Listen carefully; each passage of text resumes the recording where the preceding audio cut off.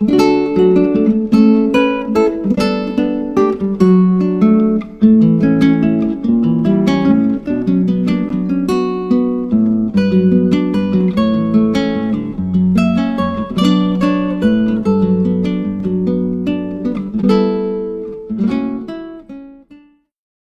a abrir la palabra de Dios en el libro de Daniel, capítulo 3, versículos 1 y 2.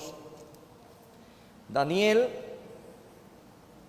capítulo 3, versículos 1 y 2. El rey Nabucodonosor hizo una estatua de oro cuya altura era de 60 codos y una anchura de 6 codos. La levantó en el campo de Dura, en la provincia de Babilonia. Y envió el rey Nabucodonosor a que se reuniesen los sátrapas, los magistrados y capitanes, oidores, tesoreros, consejeros, jueces y todos los gobernadores de las provincias, para que viniesen a la dedicación de la estatua que el rey Nabucodonosor había levantado. Podemos tomar asiento, amados hermanos. La palabra del Señor es la que ha sido expuesta, ha sido leída, ha sido el día de hoy presentada, para poder empezar una serie de 3 partes, una serie que vamos a ver en 3 domingos consecutivos, cuyo nombre es La fidelidad a Dios vence al mundo. El nombre de nuestra serie es La fidelidad a Dios vence al mundo. Y lo traemos coordinadamente y articulada la temática que tenemos para este año. La fidelidad a Dios es nuestro propósito. Mira desde ya cómo el Señor nos está preparando y nos está fortaleciendo con la finalidad de poder vivir una vida que a Él le agrade. Desde el punto de vista bíblico, tú y yo estamos llamados a vivir fielmente delante de Dios, fielmente. Y el tema número 1, viviendo fiel a Dios, no cedemos a la presión del mundo. Solamente viviendo una vida de fidelidad a Dios, no cederemos a la presión del mundo. Por eso es importante que usted y yo podamos comprender lo que el Señor anhela y desea para nuestras vidas. El libro de Daniel es un capítulo, en todos los capítulos mejor dicho, que trae información valiosa para nuestro crecimiento espiritual. Y hemos tomado el capítulo 3, que es uno de los capítulos más impresionantes de la palabra de Dios. Muestra cómo 3 hijos de Dios resistieron la presión de todo el mundo contra ellos, hablando en el contexto de aquella época, en el tiempo donde Babilonia era quien tenía las riendas del mundo conocido. Era un imperio muy fuerte en aquella época, dirigida por el rey Nabucodonosor. Charles Ryrie, un teólogo, escritor cristiano evangélico estadounidense, lo llama una prueba de fe. A este capítulo lo conoce o lo expone al mundo a través de sus libros como una prueba de fe. Y tiene razón en ello, pero es importante también considerar que estos primeros versículos nos hablan no tanto de la prueba de la fe, sino más bien por el contrario de la influencia del mundo, la presión del mundo sobre los cristianos. El mundo constantemente nos presiona de una u otra manera. Hablamos del sistema, hablamos de todo lo que conlleva el mundo, tanto sus huestes demoníacas alrededor de ella, como también el príncipe del mundo, que prácticamente la palabra de Dios lo evidencia y nos advierte de lo que el príncipe de las tinieblas, el príncipe de este mundo, planea en contra de los hijos de Dios. Y tomamos como referencia Romanos 12:2, donde el apóstol Pablo nos habla acerca de no conformarnos a este siglo, sino más bien tener una postura distinta, transformados en nuestra manera de pensar, en cómo vemos al mundo y todo lo que el mundo ofrece. Pero quiero tomarme un minuto para leer Primera de Pedro, capítulo 4, versículo 1 al 4, donde se nos deja la claridad, o se clarifica, mejor dicho, lo que el Señor nos advierte respecto al mundo y lo que el mundo ofrece. Primera de Pedro, capítulo 4, versículo 1-4, léelo conmigo en esta mañana. Primera de Pedro, nos dice el Señor lo siguiente: puesto que Cristo ha padecido por nosotros en la carne, vosotros también armaos del mismo pensamiento, pues quien ha padecido en la carne terminó con el pecado, para no vivir el tiempo que resta en la carne conforme a la concupiscencia de los hombres, sino conforme a la voluntad de Dios. Basta ya el tiempo pasado para haber hecho lo que agrada a los gentiles, andando en lascivia, concupiscencia, embriagueces, orgías, disipación y abominables idolatrías. A esto les parece cosa extraña que vosotros no corráis con ellos en el mismo desenfreno de disolución y os ultrajan. Es ahí una pauta importante donde el Señor nos advierte respecto a que ya no tenemos que andar en esa vida pasada en donde el mundo y sus deleites atrapan al ser humano. Todo el capítulo 3 de Daniel nos ilustra lo que el mismo Señor Jesús en el Sermón del Monte, en una parte de este sermón, nos advierte también respecto a lo que significa mantenerse firme en el mundo. Y dice Mateo 5, 10 al 12, y lo voy a leer como referencia en esta mañana: bienaventurados los que padecen persecución por causa de la justicia, porque de ellos es el reino de los cielos. Bienaventurados sois cuando por mi causa os vituperan y os persiguen y digan toda clase de mal contra vosotros mintiendo. Gozaos y alegraos, porque vuestro galardón es grande en los cielos, porque así persiguieron a los profetas que fueron antes de vosotros. Bienaventurados, doblemente bendecido, es aquel que no sucumbe a la presión del mundo, que tiene que comprender que va a ser perseguido por una u otra manera si nos mantenemos firmes en convicción delante de lo que Dios anhela en nuestras vidas. Y el Señor habla de bienaventurados, pero ¿cómo seremos bienaventurados? ¿Cómo tú y yo podemos mantenernos firmes? Y el Señor nos va a dar las pautas a través de todo el capítulo 3, en 3 entregas importantes que nos van a permitir cómo hacerlo.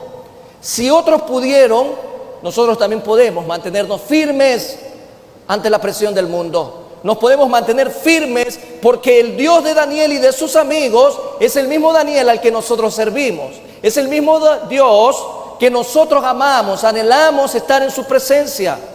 Y es por ello, amados hermanos, que tú y yo debemos analizar a la luz de la palabra, a través de este primer tema: viviendo fiel a Dios, no cedemos a la presión del mundo. En tal sentido, hoy lo que el Señor va a hacer, el Eterno va a entregarnos a través de esta exposición, por medio de su palabra, son 3 realidades del mundo y su incidencia en pleno siglo XXI. Ya no estamos hablando del tiempo de Babilonia, no estamos hablando del tiempo del rey Nabucodonosor. Tú y yo enfrentamos otro tipo de situaciones, es verdad, pero la presión sigue siendo la misma. Las consecuencias de caer ante la presión del mundo van a ser las mismas, y el Señor no quiere eso para ti ni para mí. La primera realidad es: el mundo y su representación busca que le adoren. El mundo y quien le representa busca que todos sin excepción le adoren. Recordemos lo que dice el versículo 1 de Daniel 3. En este momento dice: el rey Nabucodonosor hizo una estatua de oro, cuya altura era de 60 codos y su anchura de 6 codos, la levantó en el campo de Dura, en la provincia de Babilonia. Y aquí es importante encontrar la relevancia del contexto histórico y religioso de lo que representaba en aquella época esta postura del rey en Babilonia. En la cultura religiosa de Babilonia se adoraban estatuas. Era muy común adorar estatuas. Nabucodonosor esperaba que la adoración de esta estatua gigantesca uniera a la nación y uniera y solidificara su poder sobre la nación. El propósito de haber creado esta estatua estaba en la unión, pero también en poder manifestar su poder sobre el pueblo que gobernaba y sobre todos sus habitantes también. Dice la palabra de Dios que esta enorme estatua tenía una altura de 60 codos, que si usted lo traduce a metros, estamos hablando de un equivalente aproximado de 30 metros de altura, y de ancho tenía 3, según lo que la palabra de Dios lo está manifestando. Y debió costar mucho, porque era totalmente de oro. Imagínense semejante edificación de 30 metros de altura, pero de oro, oro puro. El rey había reconocido en su momento el poder de Dios. Nabucodonosor sí tenía claro quién era Dios. Y ciertamente cuando lo vemos en el capítulo 2, en el versículo 47 hay una referencia que dice Nabucodonosor: ciertamente que el Dios vuestro es Dios de dioses y el descubridor de los misterios. Nabucodonosor sabía que Daniel había sido inspirado por ese Dios eterno y había podido revelar el sueño que lo atormentaba en su momento. Y si había reconocido quién era Dios, ¿por qué la postura de Nabucodonosor? Después de esto, Nabucodonosor sintió por un tiempo la influencia del temor de Dios, una vez que había sido revelado el sueño que todos sus sabios y brujos alrededor no habían podido interpretarle. Y Daniel lo hizo, este joven lo hizo. Pero aquí encontramos algo importante. Su corazón, hablando de Nabucodonosor, no había quedado limpio de la ambición mundanal ni el deseo de ensalzarse a sí mismo. Conocía de Dios porque Daniel lo manifiesta. Conocía quién era Dios y reconoce su poder, pero no había dejado jamás la ambición del mundo. Esta estatua de oro pudo haber estado inspirada por el sueño que el mismo capítulo 2 lo manifiesta. Sin embargo, en vez de tener solo la cabeza de oro, ahora era de oro toda la estatua. Y ya vamos a leer un poco la descripción de esta estatua. Los sabios de su reino, valiéndose de esto y de su regreso a la idolatría, le propusieron que hiciera una imagen similar a la que había soñado, a la que había visto en su sueño, y que la levantase donde todos pudiesen contemplar a esta estatua para su adoración. La estatua está representada en Daniel 2, podemos movernos un poquito, Daniel 2 del 32 al 35. Y solo para tener una idea de esta estatua, hay que analizarla a la luz de la palabra. Y el versículo 32 dice: la cabeza de esta imagen era de oro fino, su pecho y sus brazos de plata, su vientre y sus muslos de bronce, sus piernas de hierro, sus pies en parte de hierro y en parte de barro cocido. Versículo 34 dice: estabas mirando hasta que una piedra fue cortada, no con mano, e hirió la cabeza, dice, hirió la imagen en sus pies de hierro y de barro cocido y los desmenuzó. Entonces fueron desmenuzados también el hierro, el barro cocido, el bronce, la plata y todo lo que a continuación se describe. Pero finalmente dice: mas la piedra que hirió a la imagen fue hecha un gran monte que llenó toda la tierra. Solo para tener una idea de cómo era la estructura de esta imagen.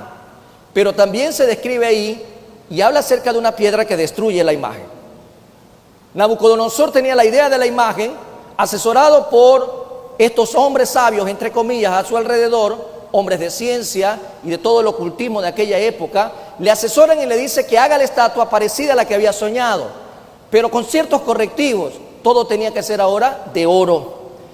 Nabucodonosor colocó la estatua en un lugar llamado el campo de Dura, en la provincia de Babilonia, y no hay una explicación exacta de la ubicación, pero obviamente no era muy lejos de la capital de Babilonia. Era un lugar céntrico, ocupaba un lugar muy visible, dominaba el panorama. Imagínate ese monumento de 30 metros de altura y de oro, cómo brillaba a lo lejos, cómo resplandecía este monumento, esta estatua. En esa estatua Nabucodonosor era la cabeza de oro. Nabucodonosor representaba a este monumento que había sido levantado para idolatrarlo. La prosperidad que acompañaba el reinado le llenaba de orgullo. Nabucodonosor estaba embelecido. Nabucodonosor, que representaba el poder de aquella época en Babilonia, estaba embelecido en sí mismo. El orgullo lo cegó y con el tiempo ya dejó de honrar a Dios, ya no reconoció a Dios. Cuando en Daniel 2 vemos que él reconoce a Dios, después ya no lo reconoce y comienza a adorar a ídolos con mayor celo y fanatismo que antes. El poder lo tenía ciego, el poder había nublado su entendimiento, había nublado su corazón. Nabucodonosor se ha llenado de orgullo, de vanagloria y de vanidad. ¿Cuánta gente a nuestro alrededor hoy por hoy, cuando consigue algo en su vida, se olvida de Dios? Cuando consigue un título, se olvida de Dios. Si consigue un trabajo, se olvida de Dios. Si de repente tiene una familia ya estable, se olvida de Dios. ¿Cuánta gente comienza a ser ciega por el orgullo y comienza a desplazar a Dios? Nabucodonosor estaba lleno de orgullo y esa vanagloria y la vanidad lo habían cegado. Nabucodonosor quería que su reino durara para siempre y lo demuestra al levantar una estatua para que haya devoción hacia él. Y no solamente era del pueblo propio o nativos de Babilonia, sino de todo aquel que había sido también puesto en cautiverio dentro de Babilonia. Nabucodonosor ya no temía ni obedecía al Dios que había visto en el sueño, revelándole. Qué diferente. Quiero que leas conmigo lo que he venido mencionando hace un momento. En el capítulo 2, 46-47 dice: entonces el rey Nabucodonosor se postró sobre su rostro y se humilló ante Daniel, y mandó que le ofreciese presente e incienso. El rey habló a Daniel y dijo: ciertamente, el Dios vuestro es Dios de dioses y Señor de los reyes, y que revela los misterios, pues pudiste revelar este misterio. ¿Qué le pasó a este hombre que un día reconoce quién es Dios y al día siguiente se olvida de Dios? ¿Qué pasa hoy por hoy cuando el mundo te ciega con todos los deleites que te puede ofrecer? ¿Qué pasa hoy por hoy cuando el mundo deja de escuchar la palabra de Dios? ¿Qué le pasó a Nabucodonosor? Dejó de escuchar la palabra de Dios. ¿Cuál era la palabra de Dios en aquella época? No había Biblia. Era la palabra que Daniel estaba compartiendo. Dejó de oír, cerró sus oídos, porque mientras escuchaba la palabra de Dios, eso lo llevó a la humildad. Y el mismo Salomón lo dice: riqueza, honra y vida es la remuneración de la humildad y del temor a Jehová. En tal sentido, cuando dejamos nosotros de escuchar la palabra de Dios, que nos mantiene en una postura clara de humillación y sujeción al eterno y soberano Dios, comenzamos a ver este mundo distintamente. Y la vanagloria es consecuencia de lo que el mundo está poniendo delante de nuestros ojos. Creemos que todo lo merecemos, creemos que lo que tenemos nos lo hemos ganado con nuestro esfuerzo. Pero ¿qué pasa si Dios no te da la vida? ¿Qué pasa si Dios no te da la salud?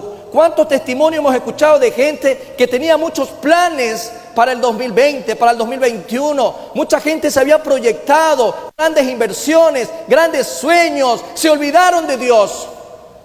Porque hay gente que quiere llenar el granero, hay gente que quiere viajar, hay gente que quiere hacerlo de acá o lo de allá. Pero el Señor le dice: necio, hoy vienen a pedir tu alma. La gente se olvida de Dios y no reconoce que lo que estamos viviendo, lo que tenemos, lo que somos, le pertenece a Dios, solo a Dios. Nabucodonosor dejó de escuchar la palabra.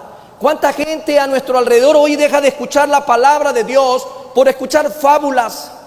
Fábulas que ahora tienen un tinte simplemente de motivación. Tú sí puedes. Vamos que naciste para ser un campeón. Vamos que naciste para brillar. Porque tú eres una estrella. Tú eres una persona preciosa. Y todos comenzamos a darle simplemente información de lo que el mundo ofrece, humanismo puro. Pero la palabra de Dios nos habla a nosotros que somos preciosos delante de Él si Cristo está en nuestras vidas, si Cristo mora en nuestros corazones. Si Cristo no está en nosotros, amados hermanos, simplemente somos una creación más, como una piedra, una banca, como cualquier árbol. Pero los hijos de Dios no podemos dejar de escuchar el consejo de Dios. Cuando dejó de escuchar la palabra de Dios, se llenó de orgullo. ¿Seremos así nosotros hoy en día? ¿Será acaso que mucha gente está dejando de escuchar a Dios y hoy en día nos hemos dedicado a escuchar el mundo? Mucha gente quiere reemplazar la Biblia porque está anticuada. Muchos andan diciendo de que ya este libro pasó de moda. Muchos hablan de una nueva revelación. Muchos hablan de pensamientos nuevos que Dios le ha dado a ciertos hombres o mujeres para que los compartan. Muchos creen que es más efectivo leer otros libros que leer la Biblia. En la Biblia está tu alimento y tu crecimiento y lo que te va a mantener alineado para no sucumbir ante el mundo. Lo primero es que el mundo quiere que le adoren. Tal vez tú no has levantado una estatua como Nabucodonosor. Tal vez tu propio ídolo, tu yo interno, es el que está haciendo creer que eres más que Dios. El mundo, como realidad también secundaria, nos hace ver su imposición. Por un lado, el mundo y su representación busca que se le adore, y hay que tener mucho cuidado con ello, porque hay gente que adora más a la familia que a Dios. Hay gente que se adora más a sí mismo, porque ha entrado una corriente de narcisismo, de tal manera que la gente se valora más a sí que al Creador. Pero también el mundo impone, no solo que le adoren, sino otras cosas más. Veamos el versículo 2 de Daniel 3. Y dice: envió el rey Nabucodonosor a que se reuniesen los sátrapas, los magistrados y capitanes, oidores, tesoreros, consejeros, jueces y todos los gobernadores de las provincias. ¿Qué dice ahí? Para que viniesen a la dedicación de la estatua que el rey Nabucodonosor había levantado. Habiendo invertido tanto en la estatua, Nabucodonosor reunió a todos los líderes del imperio. Acuérdate que era de oro puro. El versículo 2 tiene una lista impresionante también de dignatarios. Eran los líderes políticos, militares, cívicos, jueces, magistrados, etcétera, etcétera. Todo lo que registra este versículo. Era una invitación muy amplia. Nadie quedaba fuera de esta invitación. Se trata de un decreto de carácter religioso, pero que sin embargo está siendo decretado por el poder civil. Si tiene que ver con adoración, si te das cuenta cuál es el enfoque, es espiritual, mas sin embargo es decretado por el poder civil de aquella época, por el rey, en lugar del poder religioso. Todos los convocados representaban a toda la población de Babilonia. Nabucodonosor no quería que nadie se quede fuera.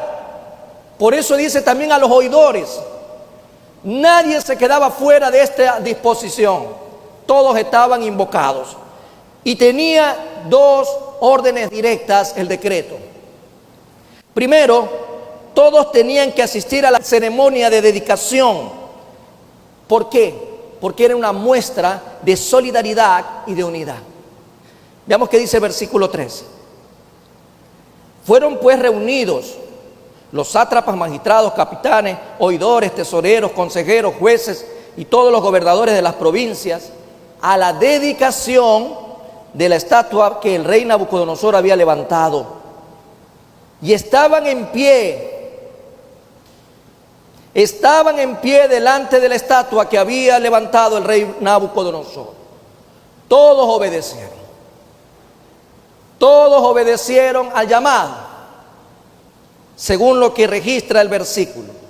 La primera orden emanada dentro del decreto era que todos tenían que asistir, sin excepción.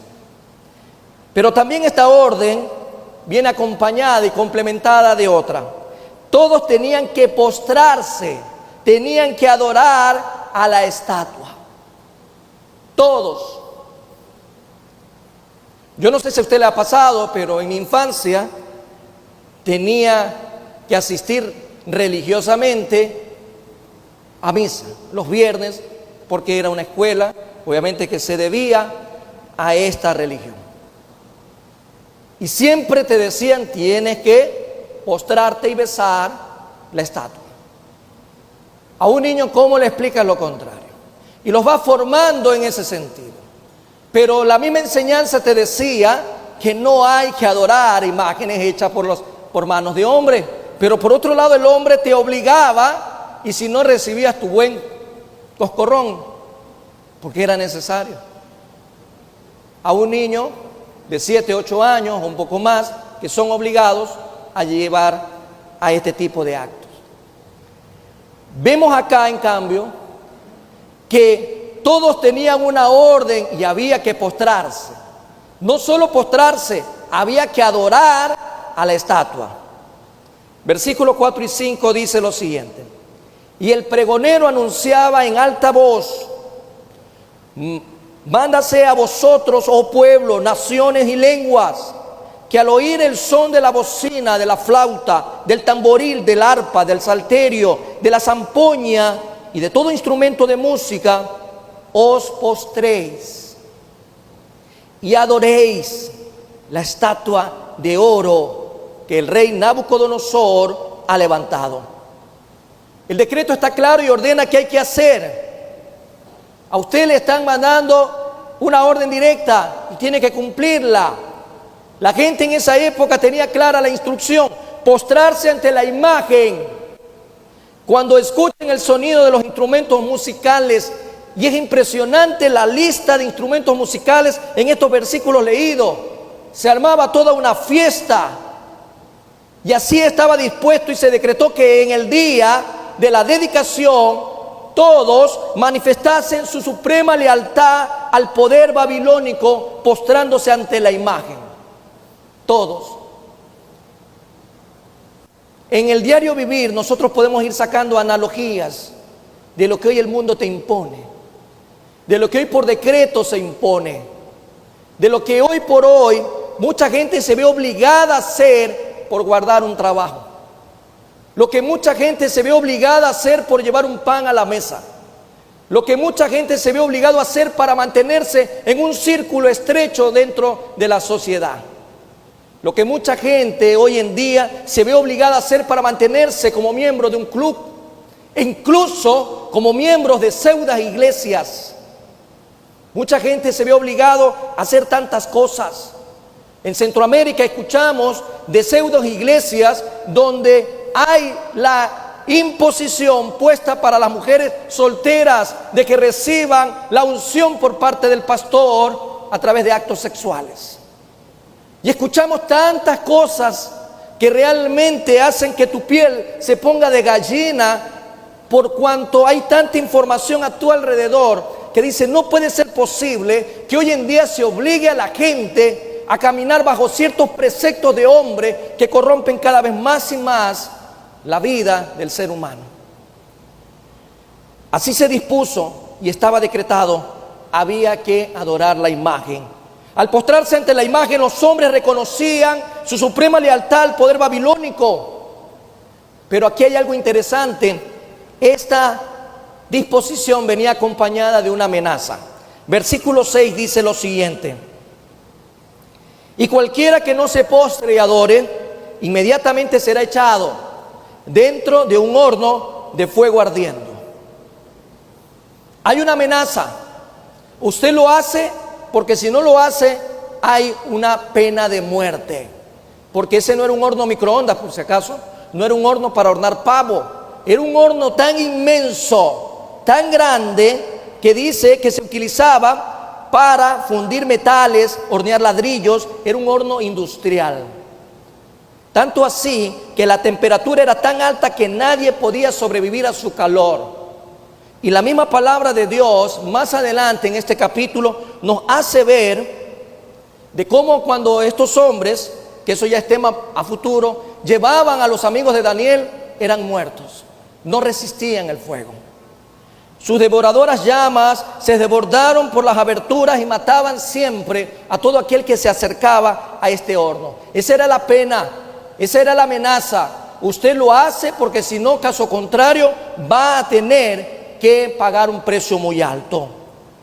Por eso todos obedecieron. La gente al final del día obedece.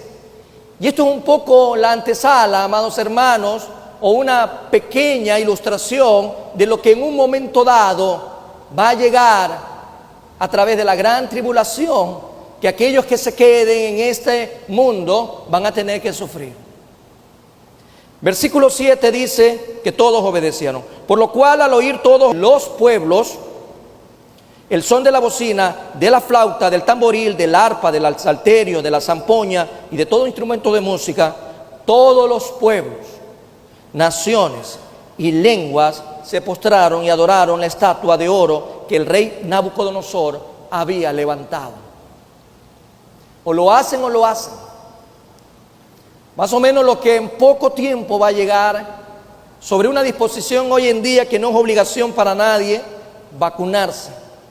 Pero ya llegarán los meses en donde usted no va a poder viajar o entrar a otro país o trabajar sin un certificado de vacuna. O te vacunas o no hay trabajo. O te vacunas o no hay viaje. O te vacunas o simplemente quedas excluido de un sistema.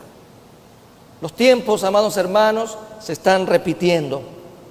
Pero, ¿por qué era necesario hacer una amenaza? ¿Por qué usted amenaza a alguien?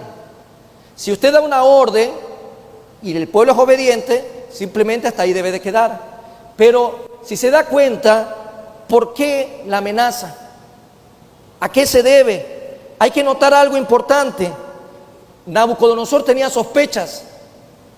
Yo creo que estos no me van a obedecer. Si no los amenazo, muy probablemente ellos no me van a adorar, no me van a servir. Y se va a ver mi poder trastornado, mi ego se va a ver alterado. Yo creo que es importante, ante mi sospecha, poner una amenaza para que todo el mundo se postre ante la estatua.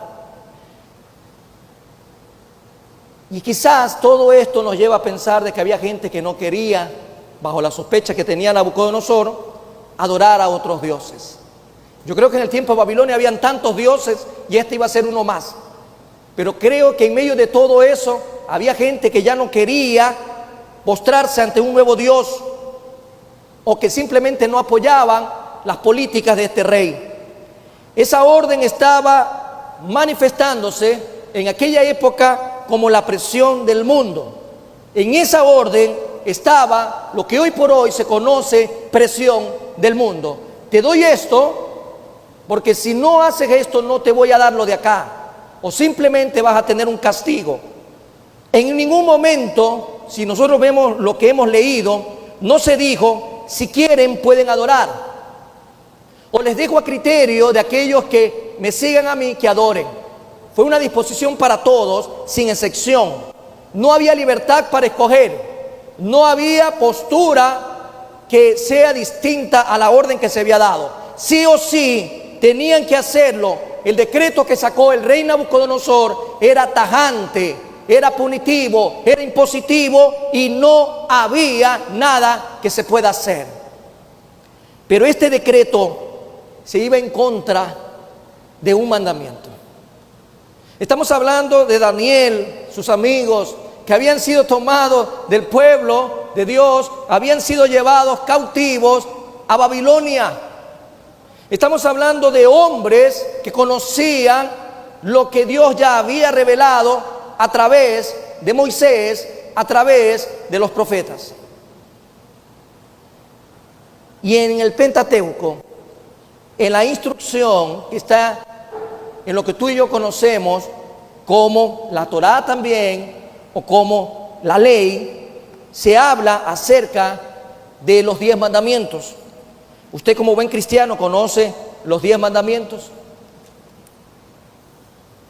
¿Sí conoce los 10 mandamientos?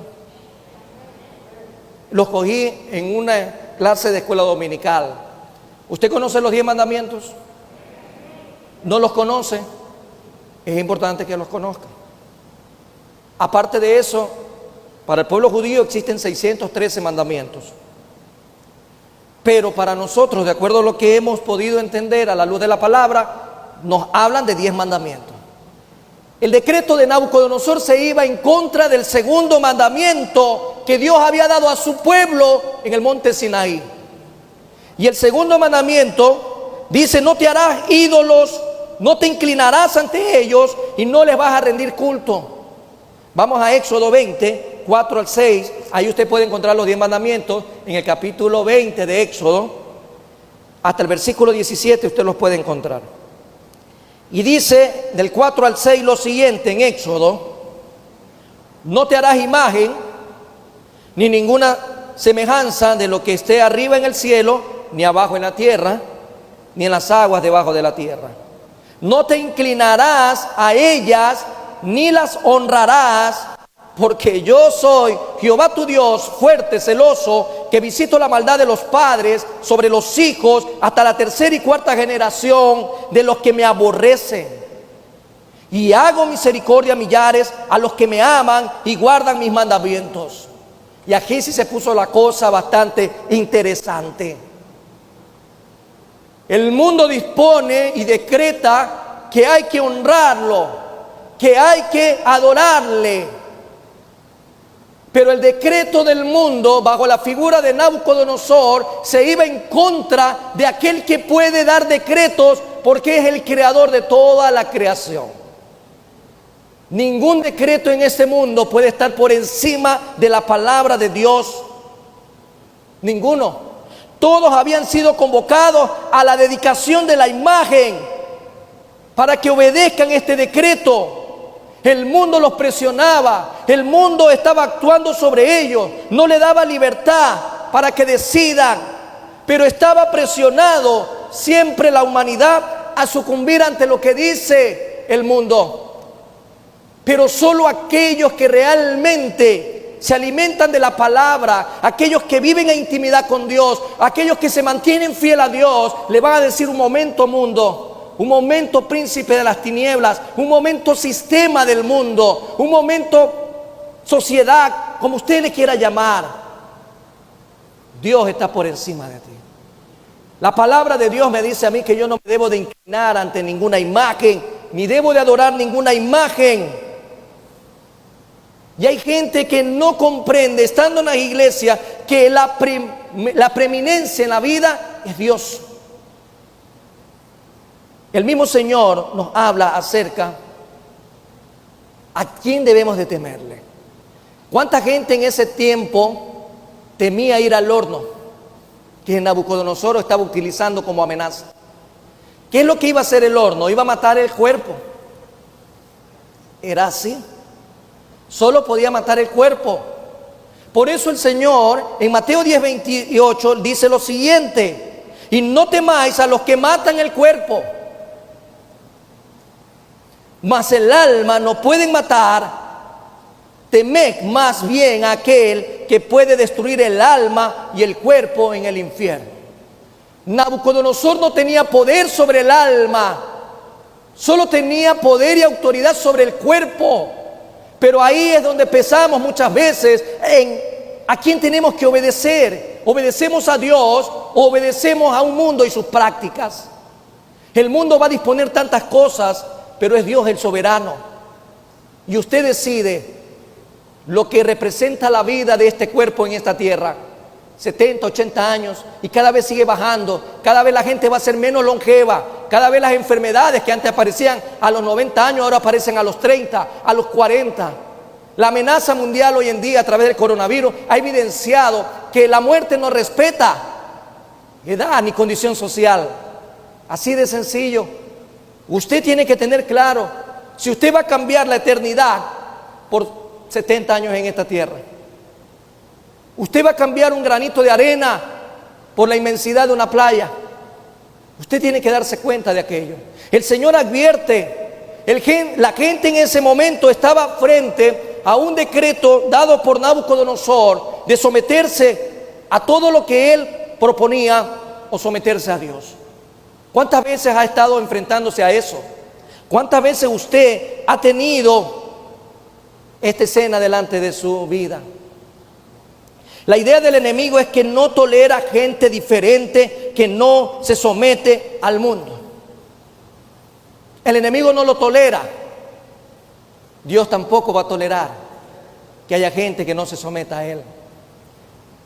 ¿Usted ha visto la moda? ¿Usted ha visto las fiestas? ¿Cómo son ahora? ¿Usted ha visto cómo hay libertad para el sexo? Usted sí sabe que en muchas escuelas hay unos dispensadores de preservativos. Uy, los padres se sienten felices porque los hijos ahora pueden protegerse. Ese es el mundo. ¿Sí se ha dado cuenta? Hoy existen tablas para permitir el uso de la droga y los padres se han de sentir felices. La sociedad permite ese tipo de cosas. Hoy en día se habla de ideología de género. Ayer yo vi una imagen de un cantante famoso que yo no sabía qué mismo era. Si era hombre, si era mujer, si era extraterrestre, no se sabía qué era. Y la juventud dice, es que ese es el cantante del momento. Usted tiene que comprender que el mundo va a seguir presionando hasta ver al mundo metido en la iglesia. Y en muchas iglesias está metido el mundo y Dios está afuera. Nosotros tenemos que poner en una balanza a quién obedecemos, al mundo o a Dios. ¿A quién estamos obedeciendo? Hoy en día algunos lo dicen fácilmente dentro de su machismo, infundado por una tradición que el hombre tiene mujer, esposa, amante, y que las tres son distintas. ¿Usted puede creer eso? ¿Acaso en ese medio estamos viviendo hoy por hoy? Y eso se habla con tanta naturalidad. Hoy también se habla con tanta naturalidad que antes de casarse ya no son charlas prematrimoniales. Ahora tienen que experimentar si son compatibles sexualmente. El mundo aprueba eso, amados hermanos. Y la gente se ha doblegado ante el mundo, adora al mundo, ilustra al mundo. Una vez escuché de un padre de jóvenes, de 2 o 3 jóvenes, y él estaba muy contento. Y lo traigo a colación sin necesidad de dar nombres. Estaba muy contento, porque le preguntaba, bueno, ¿y a dónde se estaba congregando? Y me decía, en una iglesia tal. Y estoy muy contento porque el pastor es muy bueno con los jóvenes. Ah, ¿y cómo así? Sí, porque el pastor dice que para que bailen afuera, mejor que bailen acá adentro. Y la gente está así, así y así. El mundo está metido dentro de las iglesias. Y eso el Señor lo advierte. Si el diablo no tolera gente diferente, Dios tampoco. Y yo le hago caso a Dios. La amenaza del mundo va a ser, vas a ser marginado, vas a ser excluido, no vas a tener trabajo, no vas a ser aceptado, te vas a sentir rechazado. Bueno, ¿y qué importa todo eso si tengo a Dios conmigo? ¿Ustedes no lo cantaban hace un momento? Todo lo podemos en Cristo que nos fortalece. Somos más que vencedores en Cristo. Si Dios está conmigo, ¿quién contra mí? Y esa era la palabra que tenía que escuchar el pueblo en aquella época. Pero Dios hoy está levantando a su pueblo para que no caiga nuevamente en la presión del mundo. Tercera realidad. Un mundo te señala, el mundo te acusa, el sistema te va a corromper. Daniel 3:8 dice lo siguiente: por eso en aquel tiempo algunos varones caldeos vinieron y acusaron maliciosamente a los judíos. Varones caldeos iban y acusaban a los judíos. Los sabios de aquella época estaban acusando a los judíos. Le dijeron a Nabucodonosor que había varones judíos que no obedecían el decreto. Se refería a los 3 amigos de Daniel. Se refería a estos jóvenes, estos sabios celosos de los honores que se habían concedido a los fieles compañeros de Daniel. Informaron al rey acerca de que estos no estaban dispuestos a adorarle a él. Los mismos magos y astrólogos que fueron librados de la muerte por la intervención de Daniel en el capítulo 2, ahora fueron los acusadores ante el rey. Y le dijeron: mira, ellos no te hacen caso, ellos no se someten, no quieren adorarte, no quieren servirte, no se quieren postrar delante de ti. La envidia los llevó a hacer esto. Y si usted recuerda lo que la palabra de Dios dice en Gálatas, nos habla acerca de los frutos de la carne. Y la gente que vive en la carne, la gente que vive bajo este mundo, una de sus características es el celo, la envidia. Y ellos actuaban en envidia, porque habían recibido prebendas por parte del rey, Daniel y sus amigos, a causa de lo que vimos en el capítulo 2. Y ellos no esperaron más que una oportunidad. Esta era la nuestra. Vamos a acusarlo maliciosamente. Por ello fueron acusados ante el rey, y podemos notar algo de esta acusación. ¿Por qué los acusaron? Usted se puede preguntar. Lo primero era por los celos, o quizás también porque estas personas no estaban haciéndolo con agrado, pero no eran tan valientes para decirle al rey. Hay gente que se ve obligada a hacer lo que el mundo ofrece o practica lo del mundo a pesar de no ser de su agrado. Y ellos no querían ser los únicos, no querían dejar que otros se salgan con la suya, así que había que irlos a acusar. Y parece indicar que no creían en ese Dios, no creían en Nabucodonosor, sino que amaban a otros dioses. Y esta era la oportunidad para ellos. ¿Cómo los acusaron? Aquí vemos el término maliciosamente en el versículo 8 de Daniel 3. En el arameo, el verbo acusar significa partir el cuerpo en pedazos, así como usted lo escucha. En arameo, el verbo acusar significa partir el cuerpo en pedazos, o sea, se los comen vivos. Esa era la malicia que había detrás de esta información que le llevaban al rey. E incluso, más adelante en el versículo 12, nos dice también lo siguiente: hay unos varones judíos, los cuales pusiste sobre los negocios de la provincia de Babilonia. Vaya saboreando lo que había en ellos, la bilis que había en ellos, y los nombra: Sadrac, Mesach y Abednego. Estos varones, oh rey, no te han respetado, no adoran tus dioses, ni adoran la estatua de oro que has levantado. Falsamente se dice ahí: no te han respetado, y eso era falso. La calumnia es del diablo, la acusación es del diablo. Por eso, amado hermano, en la iglesia de Cristo no pueden haber acusadores. No hay acusadores. Ni Cristo nos acusa. Peor, un hermano de la iglesia puede acusarnos. Lo que los hermanos debemos de hacer es orar, aconsejar, acompañar en la restauración. ¿Quién estaba detrás de la acusación? Nada más y nada menos que Satanás, el gran acusador. Y se lo leo como referencia a Zacarías 3:1, que dice lo siguiente: me mostró al sumo sacerdote Josué, el cual estaba delante del ángel de Jehová, y Satanás estaba a su mano derecha para acusarle. El acusador es Satanás. Esta gente estaba llevada por Satanás y fue ante el rey Nabucodonosor a acusar a los hijos de Dios, acusarlos. Porque cuando se adoraba la estatua, realmente estaban adorando a Satanás. Cuando alguien adora un ídolo, ¿cuántos cargan un ídolo en su billetera? ¿Alguien carga un ídolo en su billetera para que lo pueda sacar? ¿Alguien carga alguna imagen por ahí? Cuando la gente adora ídolos, adora a Satanás. Porque si mi adoración no es para Dios, entonces mi adoración ha de ser para Satanás. No hay más. O adoro a Dios, o sirvo a Dios, o soy de Dios, o soy todo lo contrario. Y estaba claro que adorar a la estatua en realidad era una adoración a Satanás mismo, el príncipe de este mundo.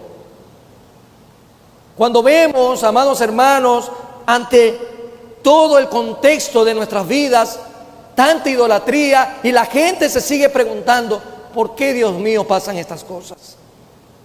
Hay gente que idolatra imágenes de hierro, imágenes de cemento, de arena, de palo, que tienen ojos y no ven, oídos y no oyen, boca y no hablan. Segunda de Corintios 4:4, amados hermanos, dice lo siguiente. Vamos a Segunda de Corintios y veamos respecto quién es el que maneja este mundo. Y dice lo siguiente: en los cuales el Dios de este siglo cegó el entendimiento de los incrédulos. El que no cree a Dios, el que no cree en Dios, ¿cómo es? Incrédulo. ¿Ya? ¿Y qué hace el Dios de este siglo? Lo ciega, para que sigan adorando, idolatrando imágenes hechas por manos de hombre. Y ahí dice claro: en los cuales el Dios de este siglo cegó el entendimiento de los incrédulos, para que no les resplandezca la luz del evangelio de la gloria de Cristo, el cual es la imagen de Dios. Yo no entiendo qué parte es difícil de comprender, que no podemos adorar imágenes, que no podemos adorar nada que represente este mundo. E incluso el mismo Señor Jesús en Juan 12:31 nos hace ver: ahora es el juicio de este mundo, ahora el príncipe de este mundo será echado fuera. ¿Cómo la gente puede ir tras dioses paganos que al final del día convergen en la figura del mismo Satanás, que está destruido, que ya fue derrotado? Todos aquellos que siguen a Satanás son frustrados, fracasados y derrotados, que tienen un lugar que les espera. Pero si nosotros nos mantenemos firmes ante la presión del mundo y nos mantenemos fieles a Dios en una vida que va a ser consecuente de la oración, del ayuno, de la vigilia, de mi intimidad con el Padre, vamos a ser triunfadores realmente en Cristo Jesús. Por eso Satanás se molesta, y acá lo hace ver claramente a través de estos hombres sabios, de estos varones caldeos, que eran inspirados por Satanás, poseídos por Satanás, para ir delante del rey y acusar a los hombres judíos, a los amigos de Daniel. Podemos ver algo impresionante que ocurrió en aquel día decisivo. Las potestades de las tinieblas parecían ganar un triunfo señalado. Acuérdense que Satanás siempre es el último en enterarse de las cosas. Ellos creían de que el triunfo lo tenían ganado, como cuando llevaron a la cruz a Jesús. Satanás y todos sus demonios se creían victoriosos, pero en realidad era su derrota. Y lo mismo iba a pasar acá. El culto de la imagen de oro parecía destinado a quedar relacionado de un modo permanente con las formas establecidas para la adoración, para la idolatría, para el paganismo, para aquella religión de Estado que en aquella tierra se estaba levantando. Ya de haber dicho: con esta nos hicimos. Toda la gente va a tener que postrarse, va a tener que adorar, porque el diablo quiere usurpar el puesto de Dios. ¿Ante quién debemos de adorar? ¿Ante quién debemos de postrarnos? Solo delante de Dios. Satanás estaba esperando derrotar así el propósito de él. Dios estaba claro en lo que quería en estos hombres, pero Satanás estaba esperando derrotar ese propósito. Y al hacer que la presencia de este pueblo cautivo de Israel bajo Babilonia, quería buscar que incluso el pueblo de Dios se postre delante de él. Satanás anda detrás de las iglesias, de las congregaciones, porque así como quiso hacerlo en esa época, lo quiere hacer ahora. Quiere que las iglesias ya no adoren a Dios. Quiere que las iglesias ya no prediquen de Dios. Quiere que las iglesias, que los cristianos ya no vivan delante de Dios una vida en santidad. Quieren ahora todo lo contrario. Lo peor es que la gente se presta para eso. Qué triste es ver cómo las iglesias cristianas se prestan para ello. Pero en medio de todo esto viene el punto de quiebre. Dios hace algo distinto. Dios hace algo diferente. Dios decretó otra cosa. No todos se sometieron. No todos habían doblegado la rodilla ante el símbolo de la idolatría del poder humano. 3 hombres rehusaron adorar la estatua de Nabucodonosor. Versículo 12, lo leímos hace un momento. Lo volvemos a leer porque dice: hay unos varones ahí de la primera iglesia bautista de Guayaquil, unas mujeres de la primera iglesia bautista de Guayaquil, los cuales pusiste en lo alto, pusiste como cabeza, los has bendecido, los has guardado, los has protegido. ¿Usted no se siente así? ¿Usted se siente bendecido por Dios? ¿Usted se siente amado por Dios, guardado por Dios? ¿Usted se siente que Dios lo protege, que Dios lo sustenta, que Dios lo sostiene? ¿Qué es lo que debemos de hacer?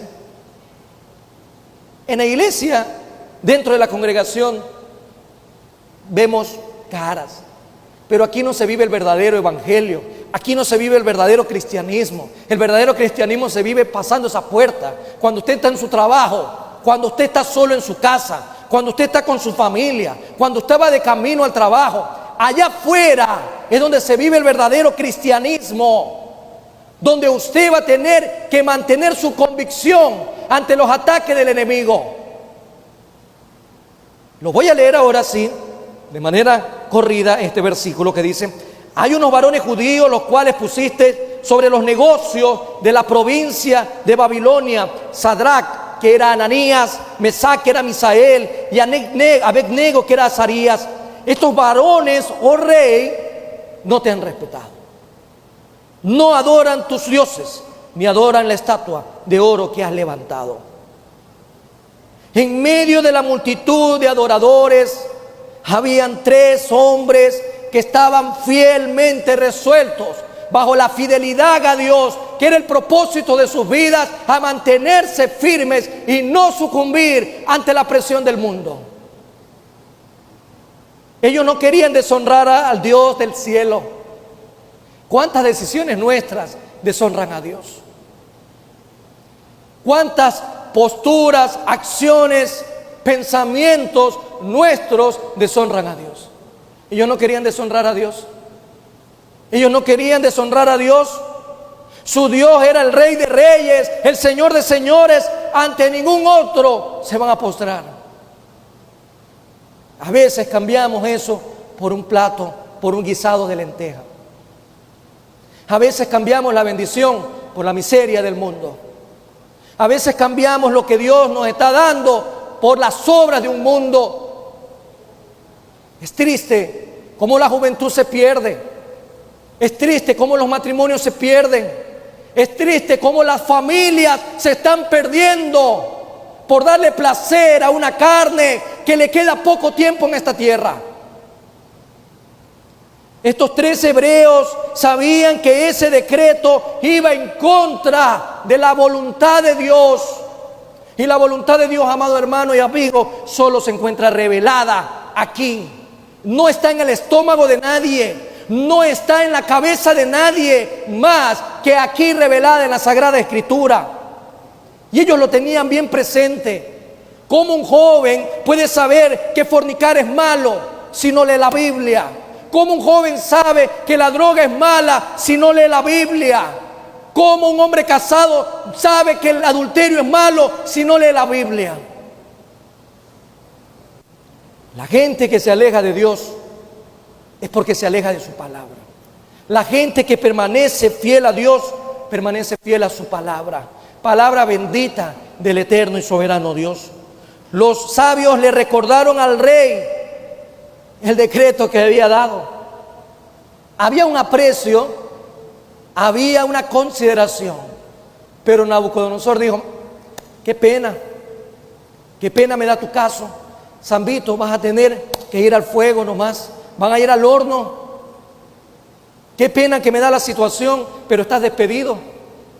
Qué pena que me da esto, pero te voy a dejar. ¿Cuántos hombres dejan su hogar por ir detrás de un palo de escoba con una falda y pierden la familia?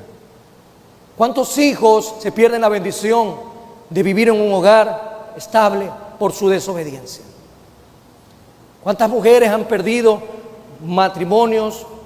estables por no ser sabias en su hogar. ¿Cuántas iglesias están quedando vacías a causa de la desobediencia y de lo que carcome los oídos de mucha gente hoy, que son las fábulas que quieren escuchar? Después de hacerle acuerdo al rey, vino esta acusación contra los siervos de Dios. Los sabios fueron movidos por los celos, por las envidias. Pero al final es solo un resumen de aquello. Pero viene una aplicación importante a nuestras vidas. Sentimos la presión del mundo. ¿Usted en estos momentos siente la presión del mundo? ¿Siente que en un momento dado a usted le ha tocado coimar a alguien? ¿Usted alguna vez ha tenido que copiar en un examen? ¿Alguna vez usted ha tenido que para ser aceptado en el grupo tiene que tener 2, 3 mujeres? ¿Usted ha sentido la presión del mundo? ¿Entendemos lo que está detrás de la presión del mundo? No es otro que Satanás, que quiere destruirlo. Hay gente que cree que Satanás quiere dañarlo. Es que Satanás anda atrás mío porque me quiere dañar. Son tan ingenuos. Satanás no quiere dañar a nadie. Satanás lo quiere destruir y verlo en el infierno pudriéndose por la eternidad. Pero a pesar de eso le adoran y le buscan. En cambio, Dios quiere lo contrario. El Eterno quiere que tu vida y la mía esté delante de su presencia para adorarle, para servirle por la eternidad. Ayer me hicieron una pregunta. ¿Cómo me imagino las bodas del Cordero? Creo que esa pregunta nadie me la había hecho. Pero solo de imaginarme, creo, sin temor a equivocarme, que el léxico se queda corto, que no hay palabra para explicar lo maravilloso que va a ser ese día, cuando tú y yo estemos en las bodas del Cordero. ¿Vamos a ir a las bodas del Cordero juntos? ¿Hay alguien que no quiera ir de este lugar a las bodas del Cordero? Puede ser que no tenga el traje, no se preocupe. Si vino a Cristo Jesús, sus harapos ya se lo quitaron. Dios le puso un traje blanco y resplandeciente. Yo creo, amados hermanos, si queremos vivir esta realidad, no debemos de sucumbir ante la presión del mundo. Porque ¿qué haremos frente a la presión que el mundo ocasiona? Fidelidad a Dios. Si usted se mantiene fiel a Dios, no va a ceder a la presión de este mundo. Es la única manera. Si esos 3 pudieron resistir, ¿por qué no podemos nosotros? Si esos 3 varones de Dios resistieron, ¿por qué no podemos nosotros también? Sí podemos hacerlo. Sí podemos hacerlo, amados hermanos. Sí se puede hacer. Vivir una vida en fidelidad delante de Dios. Resistir al mundo siempre será la ocupación de muy pocos valientes. De muy pocos valientes. Pero hay un versículo que toda esta semana me ha dado vuelta en la cabeza.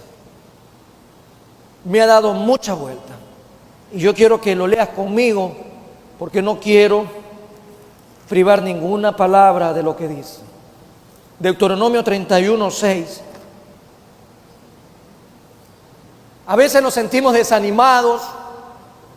A veces nos sentimos de que no vale la pena seguir peleando. A veces nos sentimos que no hay fuerzas para seguir luchando. A veces nos sentimos que el mundo ha ganado. A veces nos sentimos oprimidos por nuestros sentimientos. Nos sentimos frustrados y nos sentimos que lo que hemos peleado no ha valido en nada la pena. A veces nos sentimos como que hoy fuera el último día. A veces nos sentimos abandonados y solos. A veces nos sentimos que ya no hay necesidad de seguir peleando. Pero ahí llega la palabra de Dios. Yo quiero que te pongas en pie y que lo leas conmigo.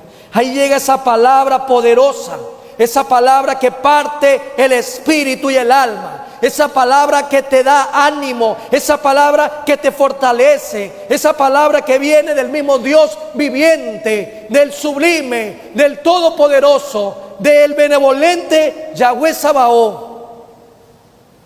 Versículo 6 dice claramente: esforzados y cobrad ánimo. Tengamos ánimo. Nos sentimos decepcionados del sistema, nos sentimos decepcionados de las autoridades, nos sentimos muchas veces decepcionados del lugar donde vivimos, nos sentimos decepcionados de la gente a nuestro alrededor, nos sentimos decepcionados incluso muchas veces del mismo pueblo cristiano.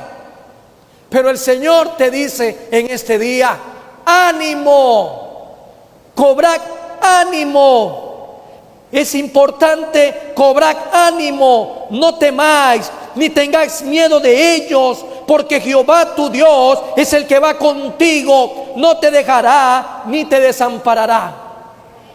Esa es la palabra que Dios le estaba dando a esos hombres también. Es la misma palabra que hoy Dios le da a su pueblo y le dice: cobrad ánimo, esfuércense, no estamos solos.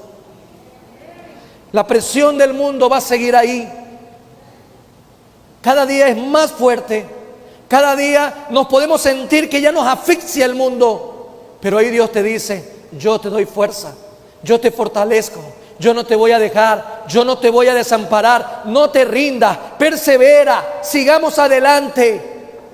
El enemigo no tiene arte ni parte en nuestras vidas. Dios desea y anhela lo mejor para nosotros.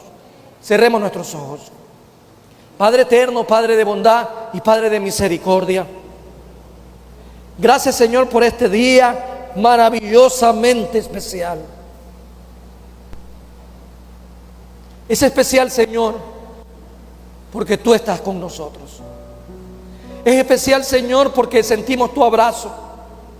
Es especial, Señor, porque tú nos hablas.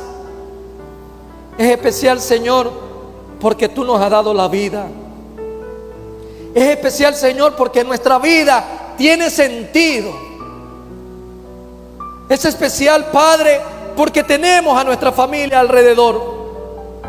Es especial, Padre, porque nos trajiste a este lugar para adorarte, para alabarte, para exaltarte, para reconocer que toda la alabanza, el poder y la gloria solo es para ti, oh Señor. Es especial, Padre, mi Dios amado, porque nos ha dado esta vida, una vida en abundancia, la vida eterna por medio de Cristo Jesús.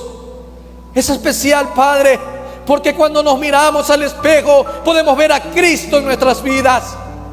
Es especial, Padre, porque cuando veo a mi hermano veo a Cristo en su vida.